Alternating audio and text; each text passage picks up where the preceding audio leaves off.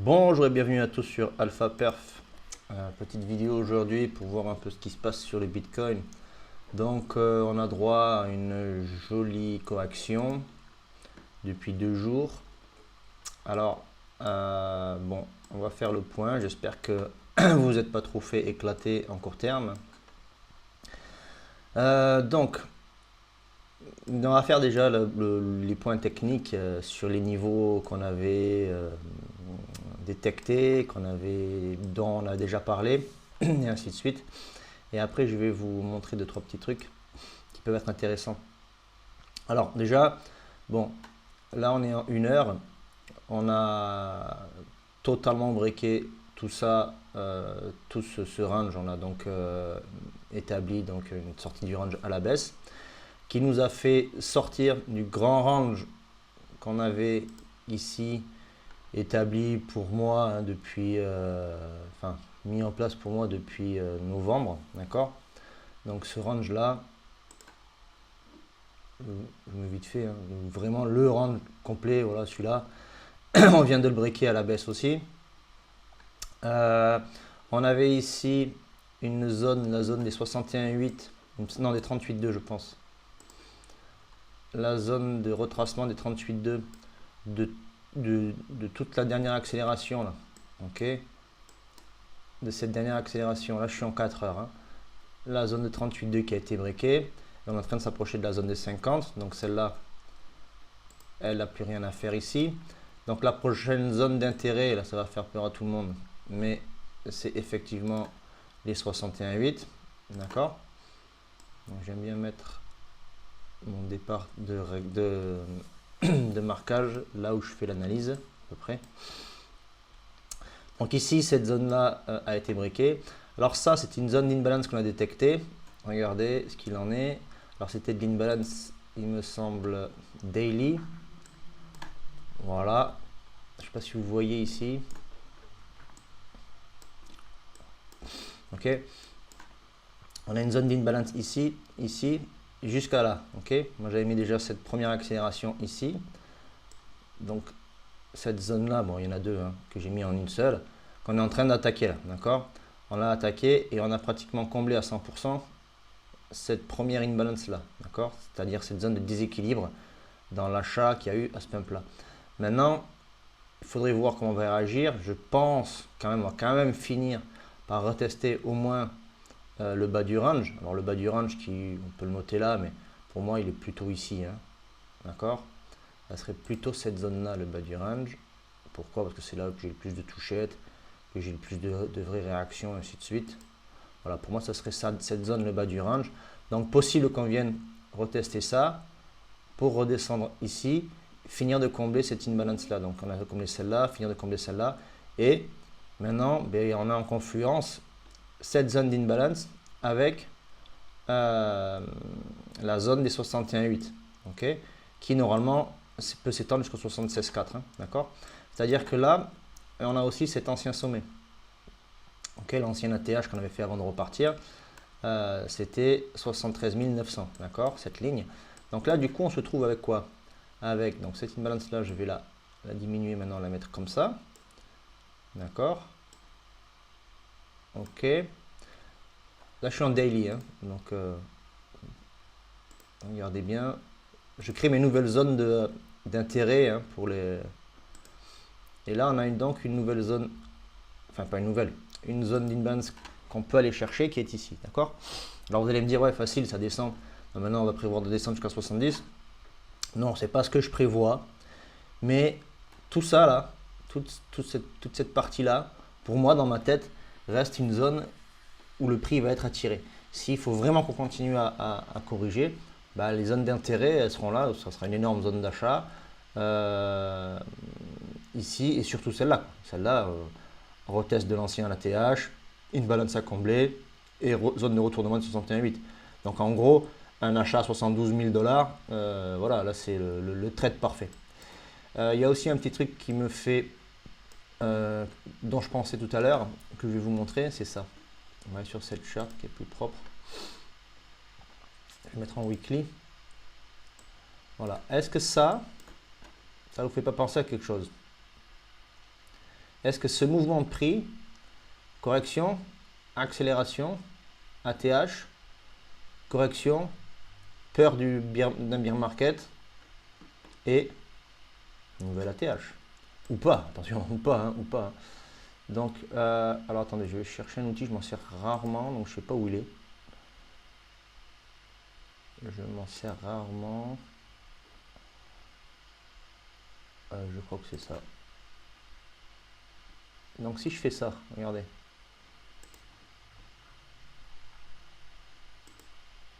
Non, c'est pas ça l'outil. Désolé. Désolé, on perd un peu de temps, je fouille avec vous. Mais je vais vous montrer.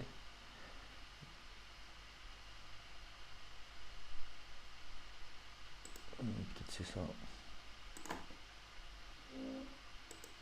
Non plus. Bon, enfin, on va pas pinailler parce que je vais perdre du temps. Je n'ai pas envie que la vidéo dure 4 heures. Et regardez, accélération, correction, ATH, enfin pas correction, consolidation, ATH, correction, consolidation, accélération, consolidation, accélération, correction. Donc on pourrait très bien être en train de répéter cette pattern ici, d'accord? Tac, donc consolidation, accélération, consolidation, correction, consolidation, nouvelle ATH, ok? Et ça, ben, on peut tirer dans celle-là, voilà.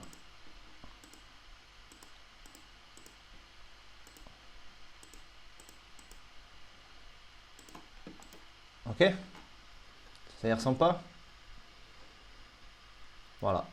Alors, j'aime pas trop faire des comparaisons de patterns dans le temps, mais en général, la psychologie des gens fait que ben, c'est toujours la même chose qui arrive et qui se répète.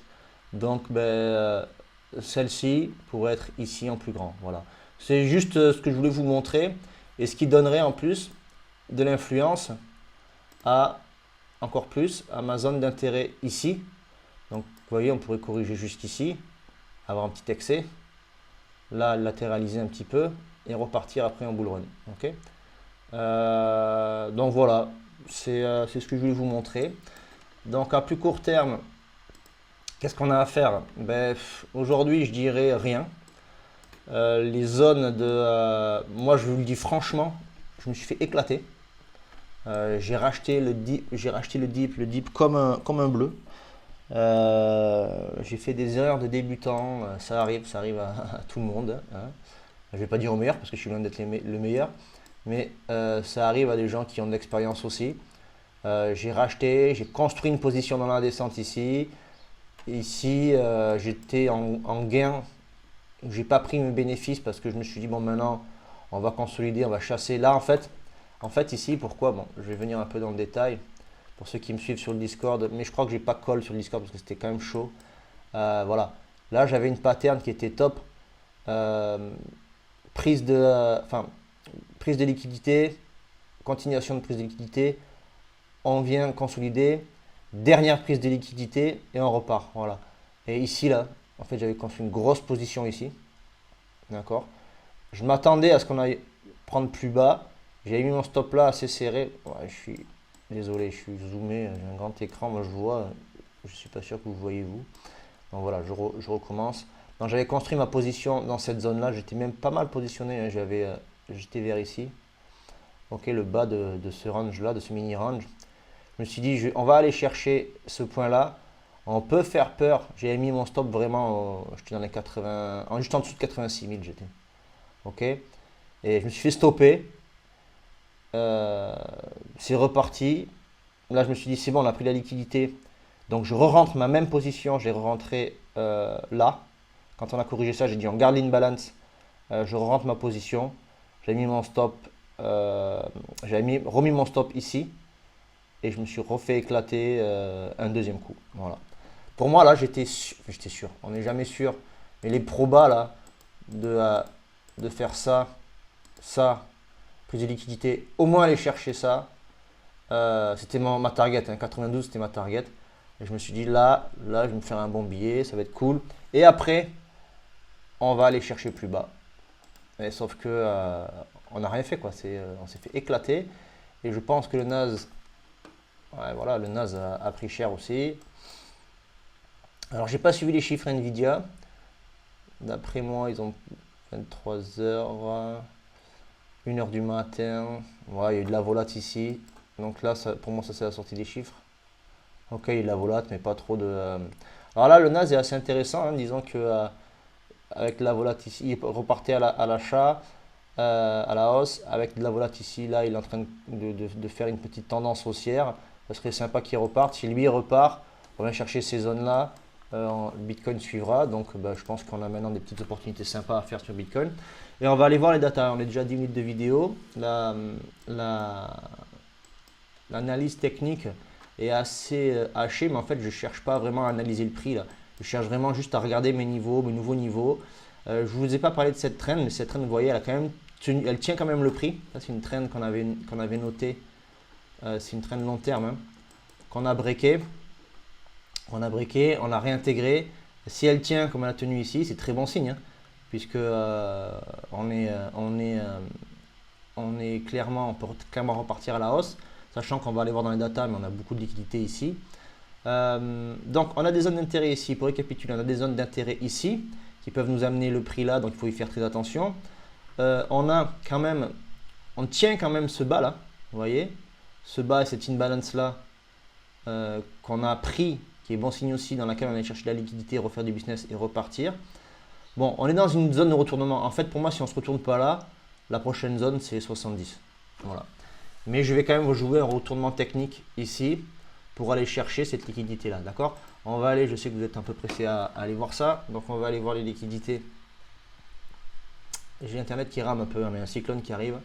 Internet marche pas bien. Enfin, voilà.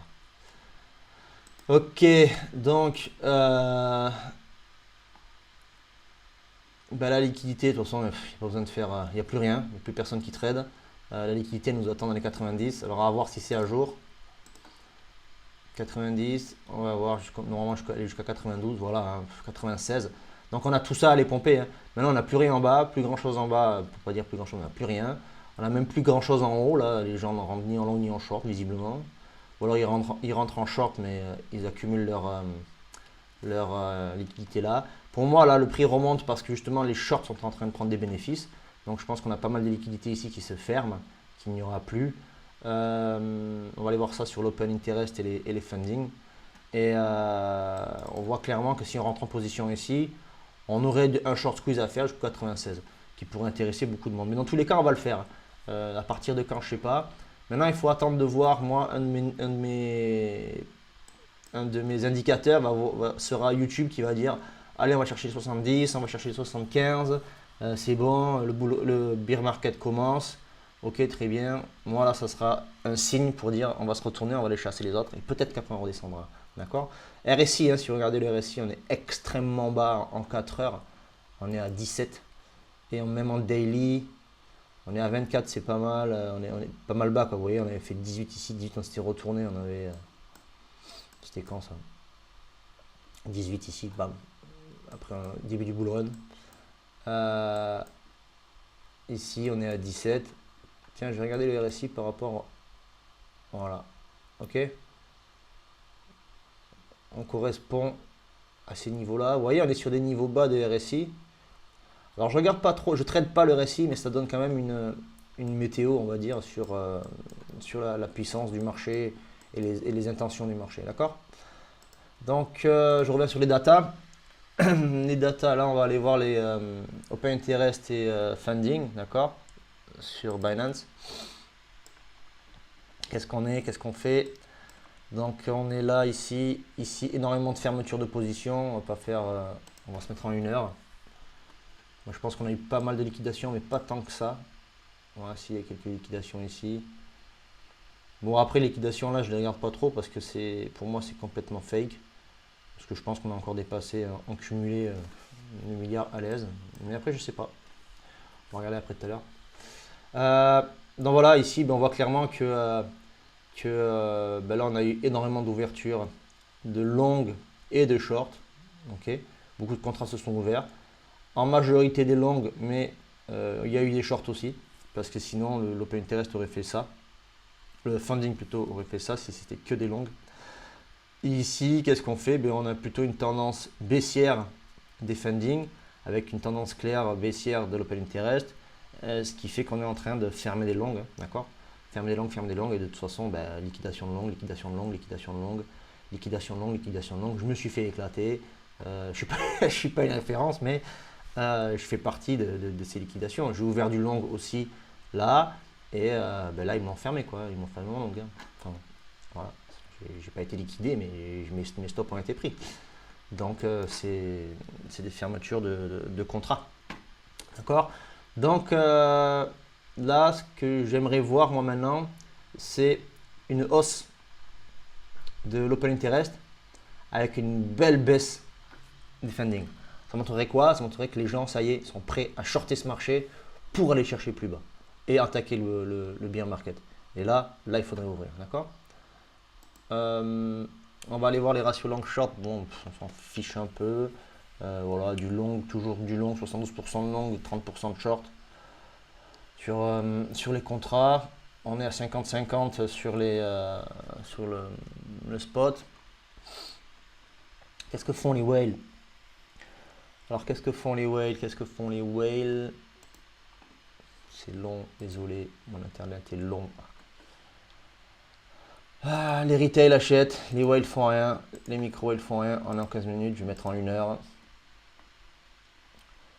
Les whales achètent, vendent. Ils ont acheté ça. Cette descente, ils l'ont acheté. Pourquoi j'ai pas mis. Pardon, hop. Les retail, eux, achètent depuis la baisse, là. Ils achètent toute cette continuation baissière. Donc, voilà. On va attendre que eux ils tournent et que eux se décident d'acheter. Et là, il y aura un point intéressant, une entrée intéressante. Et un peu plus safe. Voilà. Mais quitte à voir un peu si on vient rechercher ces niveaux-là, qu'on a une liquidité, de rentrer un nouveau short pour aller chercher ça. Voilà. Très compliqué de rentrer en short après une baisse pareille. Donc je ne vais pas le conseiller du tout, ça sera du scalp. Mais on peut encore aller en faire, quoi, des shorts. Mais il n'y a pas de liquidité à aller chercher trop bas, donc c'est pas forcément le plus intéressant. Les prix sont soutenus, on va voir un peu sur l'order book où sont soutenus les prix en perp. Wow. Ça, c'est clairement des instits qui ne veulent pas que le prix monte. C'est des petites positions, mais c'est beaucoup de positions. Beaucoup de positions. Ils retiennent le prix. On n'a pas beaucoup d'ordre sur les perps. Ici, on a le prix qui est bien retenu à 82 000. Donc, je pense que ce bas est assez safe. Si on y redescend, on sera racheté. Donc, ce bas, pour l'instant, est assez safe. Il est protégé. Après, bon, celui-là a été protégé, celui-là a été protégé, celui-là a été protégé, celui-là a été protégé. Donc, assez à l'aise. Hein. Vous voyez, ça, c'est pareil. Ça, c'est une construction de position, ça. Là, il y a des constructions de position faites. Vendu, bam, éclaté. Voilà, on n'a pas grand chose à nous mettre sous la dent là, je vais mettre en 1 heure. On n'a pas grand chose à se mettre sous la dent là en position. Le marché est très frileux. Il n'y a pas grand monde qui s'expose dessus, qui cherche à s'y exposer. Voilà, on a quand même le bas qui est relativement attendu d'être acheté. Donc c'est pas forcément bon signe non plus. Alors est-ce que c'est du spoofing ou pas, j'en sais rien. Mais il est possible que le prix aille chercher ces positions-là où des gros ont intérêt à rentrer, des intérêts à rentrer. Est-ce qu'on le fera? Je ne sais pas. Donc faites attention, regardez, on a des positions jusqu'à 80 000. Hein. Voilà. On peut aller plus loin si vous voulez, mais on a déjà 20 minutes de vidéo. J'aime pas trop.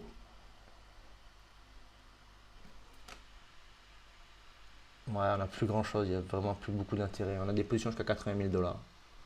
90 500, voilà. Ok, donc faites attention à vous, c'est plutôt compliqué là. J'espère que vous n'êtes pas trop fait éclater. Vous ne faites pas avoir comme ça quand vous voyez tout est vert à rentrer comme des mulets. Parce que évidemment qu'après de la chute comme ça, il y a du vert. Surtout que c'est des rapports sous 24 heures. Donc évidemment, bon, ben, là on était très rouge, donc là on peut être que vert. Donc faites attention, là je vais faire très peu de calls sur le Discord parce que c'est quand même compliqué à trader. On va voir un peu tout ce qui se passe derrière la macro. Je vais suivre pas mal le NAS. Je vais suivre aussi tout ce qui est BTC dominance et ainsi de suite. Et on va regarder un peu ce qui peut se passer autour de tout ça pour avoir un marché un peu plus sain, un peu plus facile à lire et recommencer à trader pour rattraper cette mauvaise fin de mois de février. Voilà, mais bon, tout est rattrapable, il n'y a pas de problème, il faut bosser. Allez, ben, si vous avez apprécié la vidéo, n'hésitez pas à liker, laisser des commentaires, donnez votre avis par rapport au fait, si vous voyez en bull run, si vous voyez dans un gros trap, comment vous vous sentez sur le marché, si vous êtes fait éclater, vous pouvez le laisser en commentaire, ça fait toujours du bien de lâcher l'info et de dire aux autres, bah, les gars, c'est bon, je me suis fait mettre. Mais voilà, venez sur le Discord, on a toujours de bons conseils pour vous aider à protéger votre capital.